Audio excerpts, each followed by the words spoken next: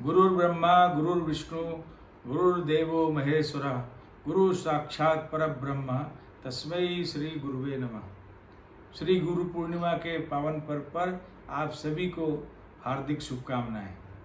परम पवित्र भगवा ध्वज परम श्रद्धेय नानाजी देशमुख राष्ट्रीय स्वयंसेवक संघ के प्रचारक रहे, जीवन भर प्रचारक रहे। उनके गुरु परम पवित्र भगवा ध्वज, हम सब लोग भी जो राष्ट्रीय स्वयंसेवक संघ के स्वयंसेवक हैं, उनके भी गुरु परम पवित्र भगवा ध्वज हैं। हम सब ध्वज के नीचे राष्ट्र की सेवा, समाज सेवा, इसकी प्रतिज्ञा लेकर जीवन भर काम करने का संकल्प लेते हैं। ऐसे सभी स्वयंसेवक समाज जीवन के अलग अलग पहलुओं पर काम करते हुए देश की सेवा में लगे हुए हैं। हमें भी संघ के स्वयंसेवक रहते हुए, विद्यार्थी परिषद कार्यकर्ता रहते हुए, परम श्रद्धेय नानाजी देशमुख के साथ भी लंबे समय तक काम करने का अवसर मिला। श्रद्धेय नानाजी देशमुख एक प्रेरणा पुरुष के तौर पर, एक ऐसे व्यक्तित्व के तौर पर, ऐसे महापुरुष के तौर पर उनके साथ, उनके पल पल क्षण क्षण साथ में रहते हुए काम करने का अवसर मिला, सीखने का अवसर मिला।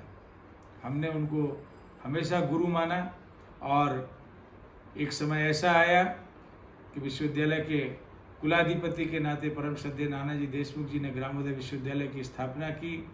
हम उनके पास में कुलाधिपति के सचिव के रूप में पहुंचे काम करने के लिए, और कुलाधिपति के सचिव के रूप में परम श्रद्धेय नानाजी देशमुख जी ने ऐसी कई बातों को सिखाया जो हमारे जीवन में एक महत्वपूर्ण स्थान रखती हैं। हमारे जीवन को बनाने में उनका बहुत बड़ा योगदान है।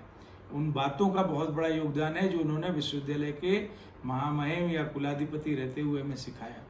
साथ ही साथ जब हम गांव का काम करना प्रारंभ किए, उन गांव के कामों को भी सिखाने के लिए उन्होंने प्रतिदिन सुबह वो उनका जागरण 4 बजे हो जाता था, 5:30-6 बजे हम लोग उनको प्रणाम करने मिलने पहुंचते थे। वो काम के बारे में बताते थे।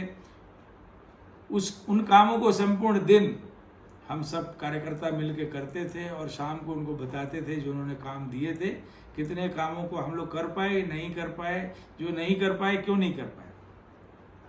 नानाजी उसमें से समाधान देते थे और क्यों नहीं कर पाए इसके बारे में वो अगले दिन बताते थे कि इन कामों को अगर इस पद्धति से करोगे तो ठीक प्रकार से हो जाएगा।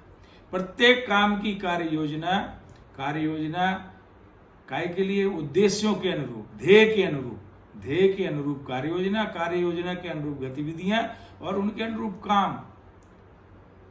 जब गतिविधियां दिन भर के लिए, महिला, पुरुष, युवा, बच्चे, सबके लिए, समाज के लिए, वो काम के अलग अलग प्रकार के कामों को चुनते थे और हम सब कार्यकर्ताओं को बताते थे उनको करने। कुछ सरकार के सहयोग से होते थे काम, कुछ समाज के द्वारा होते थे, कुछ विश्वविद्यालय के सहयोग से होते थे। ऐसे लेकिन उस पिछड़े और अभावग्रस्त क्षेत्र, प्रभु श्री राम की तपोभूमि को उन्होंने अपनी कर्म भूमि बनाकर एक आदर्श क्षेत्र विकसित करने के लिए अपने सब कार्यकर्ताओं के माध्यम से काम किया। और जो भी कार्यकर्ता उनके साथ काम करते थे, उनसे सीखते थे, वे सभी उनको गुरु मानते थे और गुरु के कारण उनको प्रतिदिन प्रणाम भी करते थे। हम सब कार्यकर्ता उनको प्रणाम करके अपने कार्य का आरंभ करते थे। कुछ समय बाद जब हमारे विवाह का अवसर आया तो उस समय हमसे पूछा गया कि आपके गुरु कौन है, उनको यहाँ बुलाना पड़ेगा, आपका यज्ञोपवीत है।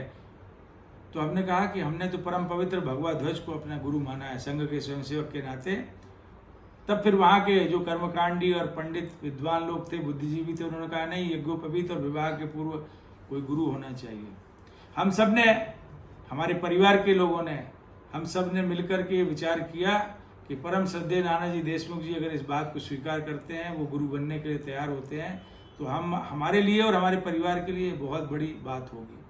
और जब हमारे परिवार के लोग उनको निवेदन करने, बात करने के लिए गए, उन्होंने सहर्ष इस बात को स्वीकार किया और उन्होंने कहा कि चलिए जहाँ यज्ञोपवीत हो रहा है हम चलते हैं। और उन्होंने कहा कि हम अपना शिष्य बनाते हैं और आकर के यज्ञोपवीत स्थल पर, विवाह स्थल पर आकर उन्होंने गुरु दीक्षा दी। और उन्होंने जो गुरु दीक्षा दी, देश समाज के लिए काम करने के लिए जो उन्होंने बातें बताई, उन सब का अनुसरण करते हुए, उनके साथ रहते हुए, लगातार 2 दशकों तक उनके साथ लगातार रहते हुए जिन कामों को उन्होंने बताया सिखाया उनको लेकर के आगे बढ़े। ऐसे प्रेरणा पुरुष, ऐसे महान व्यक्तित्व के धनी नानाजी देशमुख जी, जो जाति, भाषा, प्रांत, मजहब, संप्रदाय से ऊपर उठ के, दलगत राजनीति से ऊपर उठ करके जिन्होंने काम किया, संघ के स्वयंसेवक प्रचारक रहते हुए उनको एक सर्वमान्य नेता के तौर पर संपूर्ण देश में माना गया। साम्यवादी विचारधारा का हो, सर्वोदयी विचारधारा का हो, समाजवादी विचारधारा का हो, कांग्रेसी, किसी भी गांधीवादी विचारधारा का हो, सब ने नानाजी को माना। क्यों माना? क्योंकि उनसे जो स्नेह, प्रेम और आत्मीयता मिलती थी, उस स्नेह, प्रेम और आत्मीयता के कारण वो सबको अपना बना लेते थे और उस अपनेपन के कारण चाहे वो किसी भी विचारधारा का व्यक्ति हो, नेता हो, वो नानाजी को अपना मानता था।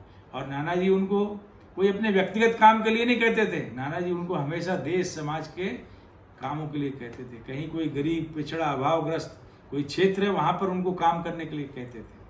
नानाजी पानी की समस्या के समाधान के लिए उन्होंने काम किया, कृषि के विविधीकरण के लिए काम किया, प्राकृतिक खेती, जैविक खेती के लिए काम किया। प्राकृतिक खेती, जैविक खेती से जो चीजें उपज आती थी, चाहे वनोपज हो, चाहे कृषि उपज हो, चाहे खनिज उत्पाद हो, जो भी चीजें थी उनसे क्या निर्माण हो सकता है, वो उन्होंने सिखाया, बताया और दुनिया भर में जहां सीखने लायक था वहां अपने कार्यकर्ताओं को भेजा, वो सीख करके आए। उन्होंने अपने पिछड़े और अभावग्रस्त क्षेत्र को आत्मनिर्भर बनाने के लिए, स्वावलंबी बनाने के लिए उन्होंने काम किया और कार्यकर्ताओं को सिखाया कि आप अपने गांव के, अपने क्षेत्र के लोगों को किस प्रकार से आत्मनिर्भर बना सकते हैं, किस प्रकार से स्वावलंबी बना सकते हैं। ऐसे 200-250 प्रकार के उत्पाद उन्होंने बनाने सिखाए और उसमें भी वो डिटेलिंग में जाते थे। पैकेजिंग कैसी होना चाहिए, प्रोडक्ट की क्वालिटी कैसे होना चाहिए, स्टैंडर्डाइजेशन कैसे होना चाहिए, गवर्नमेंट के रूल्स रेगुलेशन के हिसाब से क्या क्या सर्टिफिकेशन होना चाहिए, उन सब बातों को वो जानते थे। इसलिए अत्याधुनिक और प्राचीनतम दोनों का मेल बिठाते हुए, जैसे कि परम पूज्य सरसंघ चालक जी कहते हैं कि नित्य नूतन जो बात है वो प्राचीन होते हुए, नित्य नूतन होते हुए भी नानाजी अद्यतन जानकारियों को एकत्र करके, अद्यतन जानकारियों को दुनिया भर से एकत्र करके, संकलित करके हमारे देश के लिए, हमारे क्षेत्र के लिए, हमारे गांव के लिए क्या उपयोगी है, कौन सी तकनीक उपयोगी है जिससे हम स्वावलंबी आत्मनिर्भर बना सकते हैं, ऐसी प्रेरणा वो देते थे, ऐसे काम वो अपने कार्यकर्ताओं को सिखाते थे। कौन सी स्वच्छता के लिए क्या क्या तरीके हो सकते हैं, पानी की स्वच्छता के क्या क्या तरीके हो सकते हैं, घरेलू नुस्खे क्या क्या हो सकते हैं, औषधि उपचार के लिए क्या क्या चीजें हो सकती हैं, यहाँ तक कि परफॉर्मिंग आर्ट्स में डांस, ड्रामा, आर्ट, कल्चर, सब चीजों को वो साथ लेते हुए आगे बढ़ते थे। वो उनका जन्म शरद पूर्णिमा को हुआ और पूर्णिमा को ही गए। ऐसे शरद पूर्णिमा के चांद और 16 कलाओं से विभूषित नानाजी, 16 से भी अधिक कलाओं से विभूषित थे। उनको अगर हम देखते हैं तो वो अच्छे ड्राइवर भी थे, वो अच्छे प्रबंधक भी थे, कुशल प्रबंधक, अच्छे फोटोग्राफर भी थे, अच्छे किसान भी थे, अच्छे नेता, अच्छे मजदूर, अच्छे पढ़ने लिखने वाले, जिनको कह सकते अच्छे लेखक, अच्छे संपादक। हम कितनी उनकी विशेषताओं को आपको बताएं, उनके अंदर विविध कलाएं थी और उन सब कलाओं के वो विशेषज्ञ थे। अच्छे इंजीनियर थे, अच्छे आर्किटेक्ट थे, अच्छे हॉर्टिकल्चरिस्ट थे, अच्छे लैंडस्केपर थे।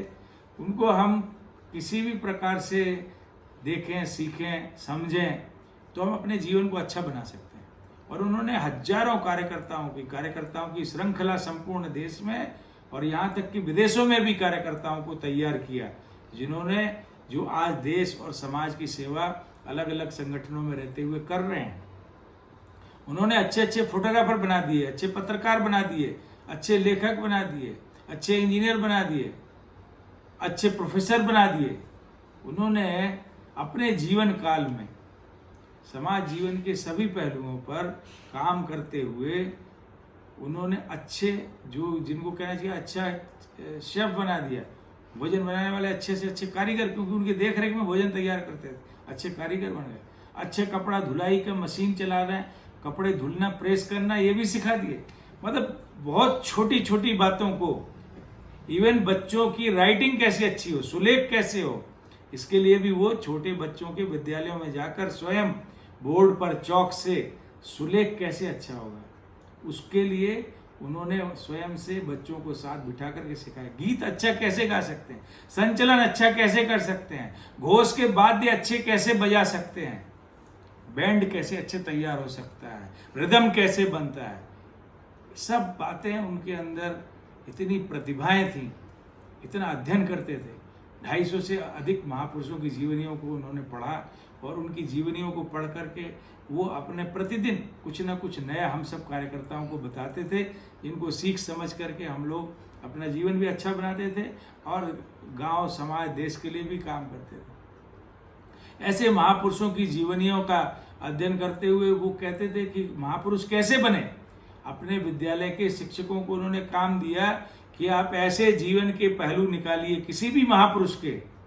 कोई पुस्तक पढ़ने में आज समय लगेगा, डॉक्यूमेंट्री देखने में समय लगेगा, लेकिन आप जीवन की 3 घटनाएं ऐसी निकालिए जिसके कारण से कोई व्यक्ति महापुरुष बना हो। शिवाजी महाराज महापुरुष कैसे बने, महान कैसे बने, विवेकानंद जी महान कैसे बने, महात्मा गांधी महान कैसे बने, डॉक्टर हेडगेवार राष्ट्रीय स्वयंसेवक संघ के संस्थापक, ऐसे उनका महान व्यक्तित्व कैसे बना, परम पूज्य श्री गुरु जी का कैसे बना, उनके जीवन के जो घटनाक्रम है उसको पढ़िए और ऐसी 3-4 घटनाएं निकालिए जिनको सहज रूप से सरल भाषा में किसी को भी समझाया जा सके और वो व्यक्ति उस महापुरुष के जीवन को समझ सके। ऐसे वो बहुत छोटी छोटी बातों को हम सबको समझाते थे, सिखाते थे, बताते थे।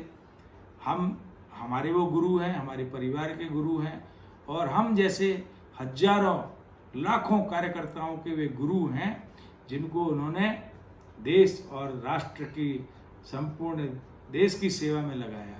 और उनका हमेशा यही एक बोध वाक्य रहता था, सर्वभूत हिते रता, सबका भला हो। वो कहते थे अयम निजः परो वेति गणना लघु चेत साम उदार चरिता नाम तु वसुधैव कुटुंबकम मातृवत परदारेषु परद्रव्येषु लोष्टवत आत्मवत सर्वभूतेषु यह पश्यति स पंडिता। ऐसे जो अपने सुभाषितानी के श्लोक हैं उन श्लोकों को प्रतिदिन करते थे, एकात्मता स्तोत्र प्रतिदिन करते थे और उसको वो जीते भी थे। जिन श्लोकों का अध्ययन करते थे, स्मरण करते थे, वाचन करते थे, उनको वो जीते भी थे। और ऐसे महापुरुष को श्री गुरु पूर्णिमा के पावन पर्व पर हम उनको प्रणाम करते हैं और हम सभी कार्यकर्ताओं की ओर से, सभी स्वयंसेवक बंधुओं की ओर से परम श्रद्धेय नानाजी देशमुख जी और राष्ट्रीय स्वयंसेवक संघ के परम पवित्र भगवा ध्वज जो गुरु है, उस गुरु को हम प्रणाम करते हैं।